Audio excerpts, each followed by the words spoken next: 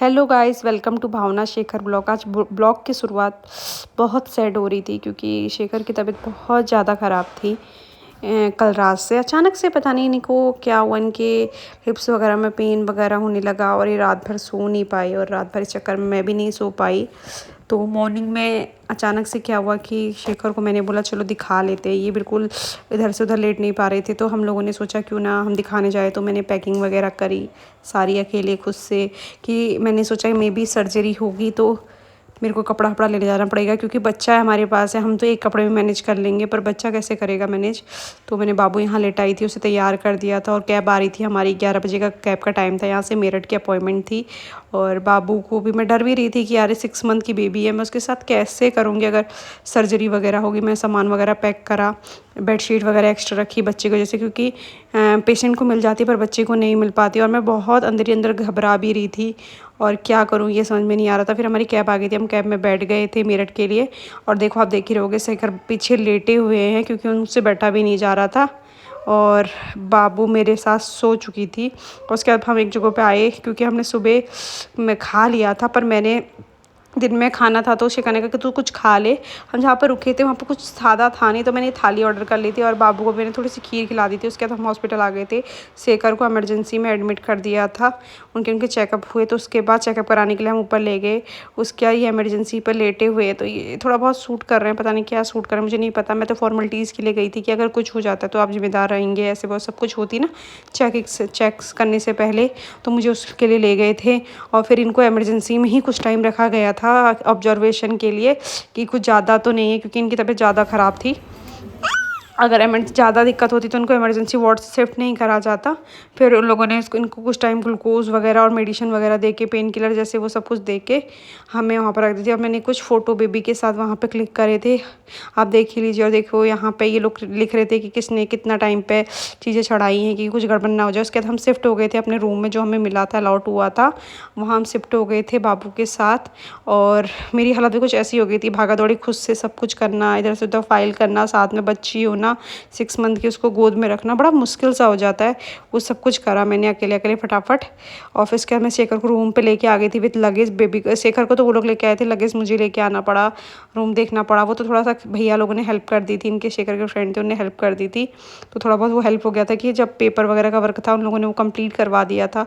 अब हम रूम पे आ गए थे, शेखर लेटे हुए थे। इन्हें मतलब थोड़ा सा ना अभी चक्कर सा आ रहा था, ये बोलने की स्थिति में नहीं थे, बिल्कुल सो गए थे। और मैं बाबू के साथ बैठी हुई थी, थक गई। और बाबू देखो, मेरी बेटी बड़ी कोऑपरेटिव, मुझे आज पता चला बच्चा बहुत कोऑपरेटिव है। और अंदर ही अंदर से ना मैं हार सी गई थी, क्या बताऊँ, मुझे बहुत डर लग रहा था। डॉक्टर ने बोला था नहीं तो 2 दिन बाद सर्जरी होगा, तो फिर मेरे उस चीज़ में टेंशन थी। फिर शेखर को खाना आ गया था यहाँ से क्योंकि पेशेंट को तो मिलेगा, बट मेरे लिए प्रॉब्लम थी ना कि मेरे को नहीं मिलेगा। और मैं एक फीडिंग मदर हूँ तो मुझे खाने की बहुत ज़रूरत है, न्यूट्रिशन। शेखर कहते इसमें से खा ले, मैंने कहा नहीं यार ये तुम्हारे लिए आ रहा है, इसमें से मेरे लिए कितना होगा, तुम क्या खाओगी।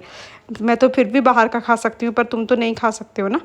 तो फिर शेखर को खाना आ गया था, इनसे बैठा नहीं जा रहा था इस पोजीशन पे, बट खाएं कैसे, मैं बच्ची को छोड़ नहीं सकती हूँ, बेड इतना बड़ा है नहीं। तो मैंने कहा यार तुम कैसे कैसे करके खा लो। और ये बाबू भी सो गई थी और हॉस्पिटल में ना खटर पटर हो रही थी, तो ये आवाज़ से भी उठ जा रही थी। तो मेरे को वो भी प्रॉब्लम थी बेबी को सुलाने में। और ये खाना खाना पता नहीं क्या इनके लिए आया था, शायद उस टाइम पे दाल रोटी ये सब चीज़ें आई थी, लंच आ गया था इनका। और ये अपना लंच कर रहे थे। और देखो कितनी प्रॉब्लम हो रही है, बैठा नहीं जा रहा। रात को तो और भी चिल्ला रहे थे, बाबू भी देख रही थी। अब उसको लग रहा था पता नहीं क्या कर रहे हैं मेरे साथ खेलने, तो वो हंसी जा रही थी। अब इनने रोटी वगैरह खाई, डॉक्टर ने कहा कि खाना तो आप सब कुछ भी खा सकते हो, ऐसा कुछ बात नहीं है। और बार बार इनके चेकअप हो रहे थे, बार बार डॉक्टर आए थे, चेक कर रहे थे बार बार इनको कि क्या है क्या नहीं है।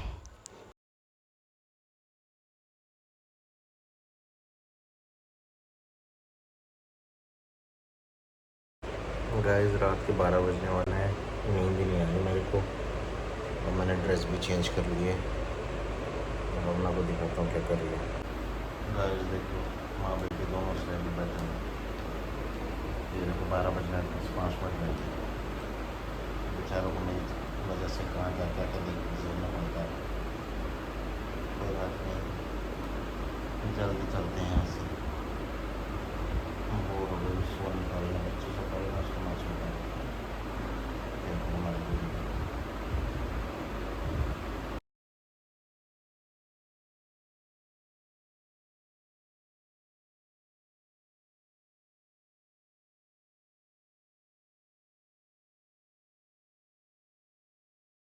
गाइस रात के 1-1:30 बज गए थे, मुझे नींद नहीं आती। शेखर सो गए थे, 1:30 क्या 2 बज गए थे। आप देखो 1-1:30, हाँ देखो 1 बजने वाला था और मुझे नींद नहीं आ रही थी और मैं बहुत परेशान थी। मतलब बहुत ज़्यादा टेंशन हो रही थी मुझे कि बाबू अब इतनी छोटी है, ये है वो है, और मैं कैसे करूँगी ये सब चीज़ें। अगर सर्जरी हो जाएगी घर जाके कैसे होगा, क्योंकि एक छोटे से बेबी को संभालना है, फिर ये भी हो जाएंगे, सर्जरी होना मतलब मैं मतलब अंदर से टूट रही थी। लेकिन बाहर से मुझे स्ट्रॉन्ग रखना था, क्योंकि शेखर उतने बार ना मुझे देख के इनको भी इमोशनल टाइप हो जा रहे थे कि अरे कैसे करें। तो वो हो रही है, मेरा पूरा बॉडी पेन हो रहा है, क्या करें, पेशेंट के साथ हो ही जाता है। और इसका सोना ज़्यादा ज़रूरी था, तो मैंने इसको कंफर्टेबली सुलाया था। शेखर सोए थे, बार बार दोनों को देख रही थी, चेक करना पड़ता है बीच में। ऐसे आप पेशेंट के साथ सो नहीं सकते हो, क्या पता उसको क्या नीड है। अभी शेखर वॉशरूम गए हैं, डॉक्टर से तो डायपर लगा हुआ है, तो वो भी वॉशरूम जा रखे हैं। मेरे से कहा कि थोड़ा करवा दीजिए, तो वही लोग आ गए थे तो मैंने ही खोल दिया, क्योंकि थोड़ा बहुत होता है ना, हेजिटेशन शो होती है दूसरे लोगों के सामने, तो वाइफ हर चीज़ें कर सकती है, मैनेज कर सकती है। तो मैंने उनका खोला, तो वॉशरूम गए हैं और बाबू भी उठ गया है जल्दी। और देखो बाबू कह रहा है ये भी मेरी बहुत अच्छी बच्ची है, हर चीज़ में हमारा सपोर्ट करती है। बच्चे जिसे हॉस्पिटल में परेशान करते हैं, इसने पूरा साथ दिया। आई लव यू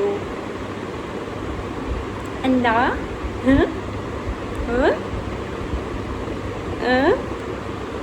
बोलो बस। अभी गाइस अपने बेटी को घुमाया जा रहा है पापा द्वारा, वॉशरूम से आ गए। बस एक मम्मा बहुत परेशान है, मम्मा की नींद नहीं हो पा रही है, मम्मा तो जिंदगी से परेशान है। हाँ बेबी कहाँ घूम रहा है? बाबू को पकड़ नहीं रहे ना, तो बाबू एकदम से जा रही तो बहुत खुश हो जा रही है, क्योंकि और टाइम ना ग्लूकोज सा लग रहा है, तो दिक्कत हो रही है। इस टाइम पे निकाला, मैं घूम रहा हूँ तो उसको दे दे। गाइस सुबह का टाइम हो गया है, बहुत दिक्कत हुआ यार। डॉक्टर ने ऐसा कर दिया मेरे साथ, मेरे तो चीख मच गई। मैंने कहा बाप रे, ये सब चीज़ें नहीं करनी भाई, मुझे छोड़ दो, जाने तो रहम करो।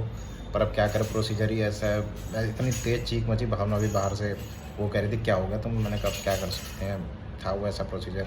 तो उसके बाद चीज़ें हुई, पर थोड़ा अभी आराम मिल रहा है।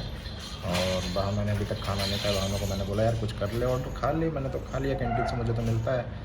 तो कह रही कि देखती हूँ करके बोल रही है। मुझे ये ड्रेस पहना दी गई है हॉस्पिटल वाली। अभी मैंने कहा ग्लूकोज में चढ़ाओ, ग्लूकोज चढ़ा के मेरा पेट फूल जाएगा और कुछ नहीं होगा। अच्छे खासा जिम कर रहा था, सारी बॉडी वैसे एक दिन में बर्बाद कर दी ना, 2 दिन में सब ग्लूकोज पिला के है। जिम छूट गया मेरा 4 दिन से, मंडे ट्यूसडे वेडनेसडे आज थर्सडे हो गया। अब लग रहा है ये हफ्ता पूरा स्किप करना पड़ेगा, फ्राइडे सैटरडे संडे रेस्ट। अब मंडे से ही जाना पड़ेगा मुझे जिम, फुली रिकवर होने के लिए। उसके बाद करना है, वरना फिर ऐसे ही शरीर हो जाएगा।